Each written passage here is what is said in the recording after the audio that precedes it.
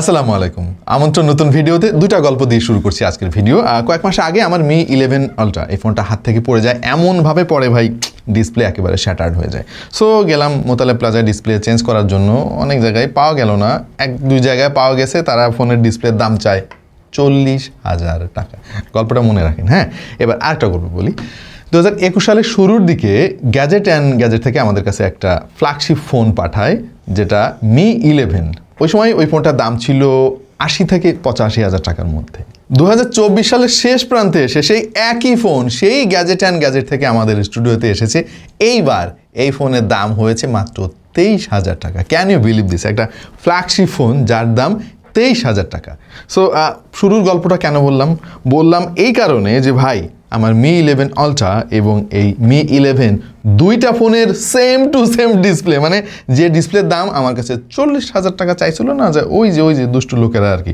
সেই ডিসপ্লে যুক্ত ফোনই আমি পেয়ে যাচ্ছি 23,000 টাকায় মানে বুঝতেছি না ভাই মানে আমার কি হিসাব করতে কোথাও মানে সমস্যা হচ্ছে নাকি এনিওয়ে প্রি ওন ফোনের আরও একটা ভিডিওতে আপনাদের সবাইকে আমন্ত্রণ জানাচ্ছি এবং আজকে আমরা মোট 3টা ফোন নিয়ে আপনাদের সঙ্গে আলাপ করব একটা হচ্ছে অবধারিতভাবে এই যে Mi 11 এটা একটা ফ্ল্যাগশিপ ফোন আরও রয়েছে Mi 11 Lite 5G NE এবং Poco F3 এই সবগুলো ফোনই আমাদের কাছে পাঠিয়েছে গ্যাজেট অ্যান্ড গ্যাজেট এখন এই 3টা ফোন নিয়ে আমরা একটু কাজ করতে গিয়ে যেটা আবিষ্কার করলাম এবং গ্যাজেট অ্যান্ড গ্যাজেটের সঙ্গে কথা বলে যেটা বুঝলাম সেটা হচ্ছে যে এই ফোনগুলো মূলত প্রি ওন না বাট তারা বেশি গ্যাঞ্জামে যেতে চায় না যেহেতু ফোনগুলো অনেক পুরাতন তারা বলতেছে ভাই ভাই এটা প্রি ওন আপনি যা ভেবে মজা পান আপনি সেটা ভেবেই কেনেন কোনো অসুবিধা নাই বেসিক্যালি যখন একটা ফোন কোম্পানি ফোন বানায় তখন তাদের এক্সট্রা কিছু ফোন বানিয়ে রাখা লাগে ওয়ারেন্টি সাপোর্টের জন্য বা বিভিন্নভাবে তো অনেকে ফোন ক্লেম করে সেই কারণে বানিয়ে রাখতে হয় বাট কোনো একটা পার্টিকুলার সময় চলে গেলে দেখবেন যে ওই ফোনগুলো অনেক রয়ে গেছে এই ফোনগুলো তারপরে কি করবে এটা স্টক লট হিসাবে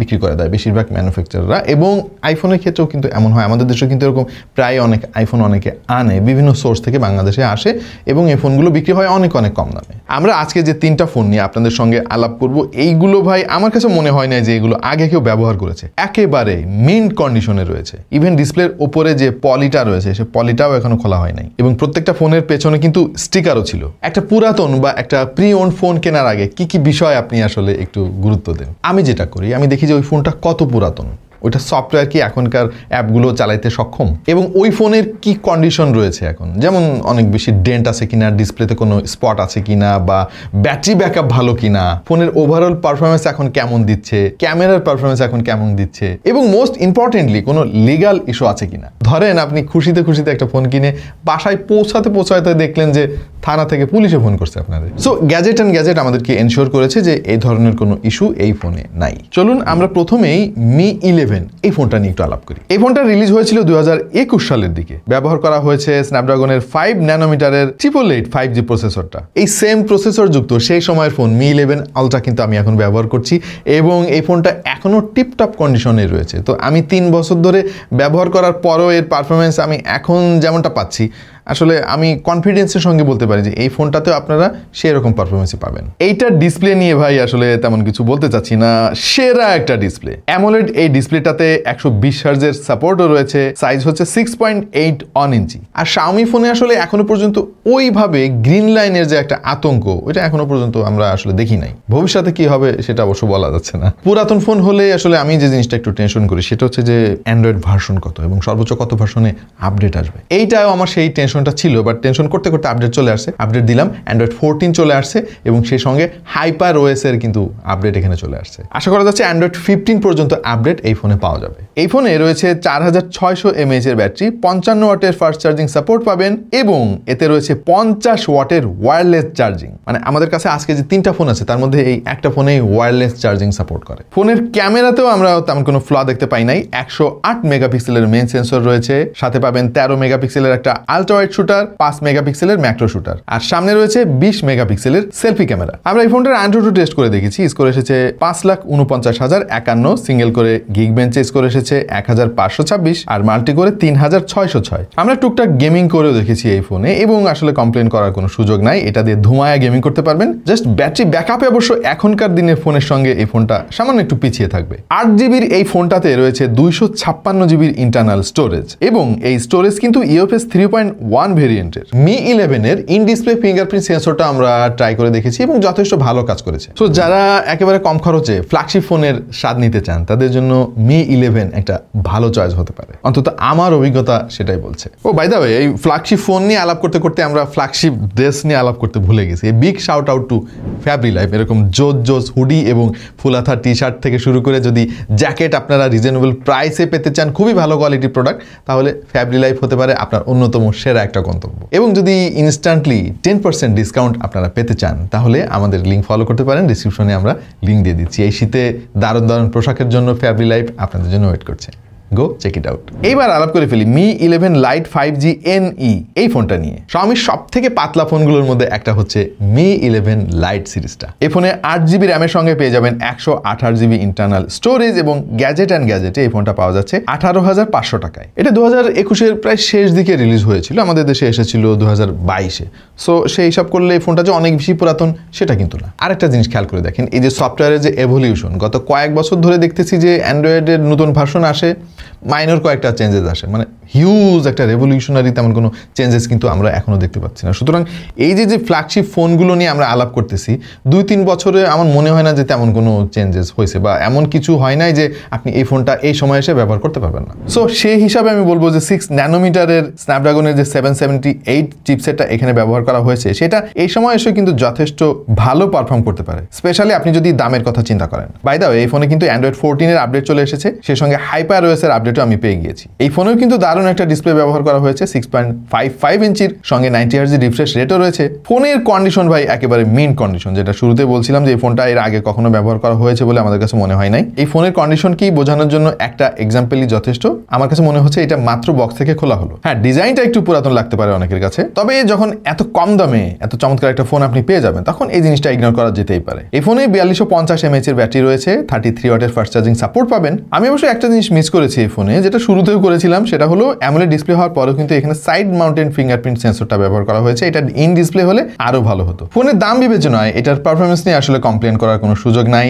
আমরা AnTuTu টেস্ট করেছিলাম, স্কোর এসেছে প্রায় 6 লাখের কাছাকাছি। গিগমেচে সিঙ্গেল করে স্কোর এসেছে 1020, মাল্টি করে 2890, যেটা যথেষ্ট ভালো বলে আমার কাছে মনে হয়েছে। এবং গেমিং এর সময়ও এই ফোনটা বেশ ভালোই চাপ নিতে পারে। স্ন্যাপড্রাগনের 778 চিপসেটটা কিন্তু বেশ জনপ্রিয় ছিল সেই সময়। জাস্ট একটা ব্যাপার আপনাকে একটু মাথায় রাখতে হবে, আর সেটা হলো এখানে 4250 mAh এর ব্যাটারি রয়েছে, যেটা কারো কারো কাছে একটু কম লাগতে পারে। মানে সকালে যদি আপনি ফুল চার্জ করেন তাহলে দেখা যাবে যে দিন শেষ হতে হতে ফোনের চার্জ শেষ হয়ে গেছে। তবে ক্যামেরা নিয়ে কোনো কমপ্লেন নাই। এখানে আলট্রা ওয়াইড সেন্সরও পেয়ে যাচ্ছেন 8 মেগাপিক্সেলের, 64 মেগাপিক্সেলের মেইন সেন্সর রয়েছে, আর রয়েছে 5 মেগাপিক্সেলের একটা ম্যাক্রো শুটার, সামনে রয়েছে 20 মেগাপিক্সেলের একটা সেলফি শুটার। সবশেষে পোকো F3 ভাই, এইটা মানে কালা কালা, এমন কালা ভাই, পুরো একটা আয়না।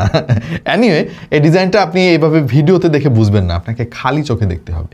এবং এইটা একটা পারফরমেন্স বেসড ভাই রে ভাই, মানে আমি এটারে আসলে শুরুতে পাত্তা দেই নাই খুব একটা, কারণ মানে এই মি 11-এর মতো ফোন রয়েছে, এইটা আবার কি আর কি।